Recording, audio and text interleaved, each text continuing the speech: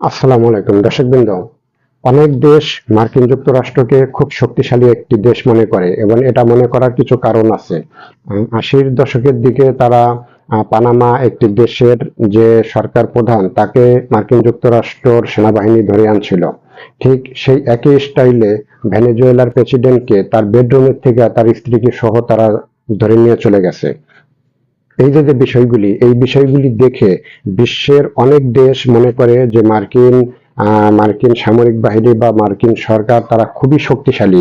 কারণ একটা দেশের সরকার প্রধানকে তার বেডরুমের থেকে ধরে নিয়ে চলে যাওয়া আমেরিকাতে, এটা কিন্তু বিশাল একটা, সেই কি বলবো, যে এইসব দৃশ্যগুলি কিন্তু একসময় মানে হলিউড ছবিতে দেখা যাইত। বিভিন্ন ইংলিশ ছবিতে বা হলিউড ছবিতে এই জিনিসগুলি দেখা যেত, কিন্তু এই জিনিসগুলি বাস্তবে এখন এই জিনিসগুলি দেখা যাচ্ছে।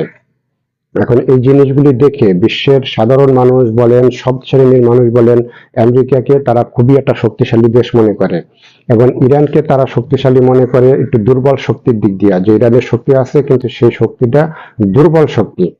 কিন্তু ইরান কিন্তু আসলে এতটা দুর্বল শক্তির দেশ নয়। যদি এত একটা দুর্বল শক্তির দেশ হতো তাহলে ইসরায়েল এবং মার্কিন যুক্তরাষ্ট্রের সাথে তারা যুদ্ধে লিপ্ত হতো না। শুধু তাই না, মিডিল ইস্টে যে 27টা দেশে তারা আক্রমণ করেছে একসাথে, ইরান কিন্তু একসাথে 27টা দেশে আক্রমণ করেছে মিডিল ইস্টে যেসব দেশে মার্কিন ঘাঁটি আছে সেই মার্কিন ঘাঁটির উপরে। এবং এই যে মার্কিন ঘাঁটির উপরে আক্রমণ এবং মিডল ইস্টে থাকা, এখনো পর্যন্ত যেটা আমি শুনতে পারলাম, জানতে পারলাম যে 500 সৈনিকের মতো তাদের আহত বা নিহতের মতো হয়েছে শুধু আমেরিকান, 500 সৈনিকের মতো। এবং হামলাটা কিন্তু আগের মতো নাই। আগে যে হামলাটা করতো সে আগের মতো হামলাটা নাই। আগে হয়তো ছোট ছোট ড্রোন দিয়ে হামলা করতো, কিন্তু এখন ইসরায়েল এবং মার্কিন যুক্তরাষ্ট্র তারা যে অস্ত্রটা আসলে ব্যবহার করতেছে সেই সেম একই অস্ত্র ইরানও ব্যবহার করতেছে। ইরানও সেই সেম একই অস্ত্র ব্যবহার করতেছে। আমরা অনেক সময় বলি যে মানবাধিকার, এই জিনিসটা মানবাধিকার লঙ্ঘন হচ্ছে। সুইজারল্যান্ডের জেনেভায় এই পারমাণবিক ইস্যু নিয়ে আলোচনা হচ্ছে। আর ভাই, আলোচনা তো সবকিছুই হচ্ছে, সবকিছুই হয়। এইসব মানবাধিকার তো আমরা মানি, কিন্তু যেসব দেশে মানবাধিকার নিয়ে কথা হয়, যেসব দেশে মানবাধিকার যারা তৈরি করছে, এই ধরনের সংস্থাগুলো যারা তৈরি করছে, তারা তো আসলে এই মানবাধিকার গুলো মানে না, মানবাধিকারের আইনগুলো তারা মানে না। কিন্তু এটা বাংলাদেশের মতো দেশ মানে, কিন্তু তারা মানে না। জেনেভায় পারমাণবিক ইস্যু নিয়ে আলোচনার চলতেছে, এই মুহূর্তে ইসরায়েল আক্রমণ করে দিল ইরানের উপরে। তারপর পরই আক্রমণ শুরু হয়ে গেল মার্কিন নৌ বহরের থেকে। তারপরে মার্কিন নৌবহরের থেকে আক্রমণ শুরু হয়ে গেল। আসলে এই জিনিসটা তাদের তাদের মন যেটা চায়, মার্কিন যুক্তরাষ্ট্রের মন যেটা চাবে তারা সেটাই করবে। আসলে তারা কোনো আইন কানুন, নিয়ম কারণ তারা কোনো কিছু এটা পরোয়া করে না। তারা কোনো কিছুই আসলে এই জিনিসগুলো পরোয়া করে না।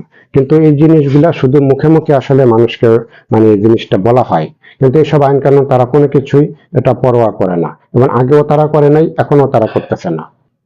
তা যে কথাটা বলতেছিলাম, আসলে এই যুদ্ধটা বেশি দিন হওয়া বা অল্পের ভিতরে শেষ হয়ে যাওয়া, এটা আসলে নির্ভর করতেছে ইরানের শক্তির উপরে। যুদ্ধ করতে করতে যদি ইরানের অস্ত্র ভান্ডার শেষ হয়ে যায়, তাহলে এই জিনিসটা যদি শত্রুপক্ষরা জেনে যায় বা বুঝে যায়, তাহলে যুদ্ধটা আরো লং টাইম হতে পারে। আর যদি ইরানের অস্ত্র ভান্ডার দিন দিন এরকম হামলা চললে, সেই অস্ত্র ভান্ডারের থেকে যদি আরো মারাত্মক ধরনের অস্ত্র বাইর হয়ে আসে, আর সেসব অস্ত্রের কারণে যদি ইসরায়েলের মতো দেশ একবারে মাটির সাথে ভ্যানিশ হয়ে যায়, এবং মার্কিন যুক্তরাষ্ট্র থেকে আনা যেসব নৌবহরগুলি বা রণতরীগুলি সেগুলো যদি পানির নিচে তলায় যায়, তাহলে এই যুদ্ধটা আসলে অল্পের ভিতরে শেষ হয়ে যাবে। এবং এই যুদ্ধটা অল্পের ভিতরে শেষ হয়ে যাবে। আহ তারপরে হয়তো একটা মীমাংসা করার জন্য তারা হয়তো আবার যাবে। কিন্তু আমরা অনেক সময় বলি যে আসলে বন্ধু দেশগুলি আসলে কোনো কাজে ওইভাবে আসে না। রাশিয়া বলি, চীন বলি, তারা কেউই আসলে ইরানের পাশে ওইভাবে দাঁড়াবে না। তারা আসলে তাদের কাছে কিছু অস্ত্র বিক্রি করবে, এটাই। কিন্তু ওই মুখে মুখে আমরা যারা বলি যে আসলে রাশিয়া বন্ধু দেশ, চায়না বন্ধু দেশ, কিন্তু আপনি যখন বিপদে পড়বেন তখন আসলে আপনার পাশে কেউই দাঁড়াবে না। তখন তারা কিছু ওই যে অস্ত্রপাতি বিক্রি করবে। এই এই পর্যন্তই, এই পর্যন্তই মানে তাদের এই বন্ধু দেশ। আর ওই ব্যবসা বাণিজ্য করবে। এইটাই হলো মূল উদ্দেশ্য। দর্শকবৃন্দ, যদি ভিডিওটা ভালো লাগে লাইক ও সাবস্ক্রাইব করবেন, যারা পেজে দেখবেন তারা একটু শেয়ার করবেন। সবাই ভালো থাকবেন, সুস্থ থাকবেন। আসসালামু